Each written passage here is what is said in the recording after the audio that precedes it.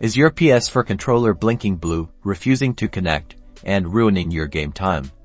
Don't throw it out the window just yet, because I'm about to show you some quick and easy fixes. First things first, let's try the obvious. Make sure your controller is actually charged. Plug it into your PS4 with a USB cable and let it sit for a few minutes. Then, press and hold the PlayStation button. If it turns on and connects, great, problem solved. If not, keep watching. Okay, next up is the controller reset button. Flip your controller over. See that tiny hole near the L to trigger? That's the reset button. You'll need something small and thin, like a paper clip or a SIM card ejector tool. Gently insert the paper clip into the hole and press the button inside for about 5 seconds. This will reset the controller's connection. Now, plug the controller back into your PS4 with the USB cable.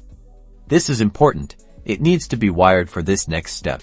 Press the PlayStation button on the controller. This should repair the controller with your console. Hopefully, it connects and the light bar turns a solid color. If it still doesn't connect, let's dive into the PS4 settings. On your PS4 home screen, navigate to Settings, then Devices, then Controllers. From here, select your controller and choose Turn Off Device. Unplug the controller, wait a few seconds, and then plug it back in and try pressing the PlayStation button again. This can sometimes clear up any lingering connection issues. And that's it. Hopefully, one of these solutions got your controller back in action.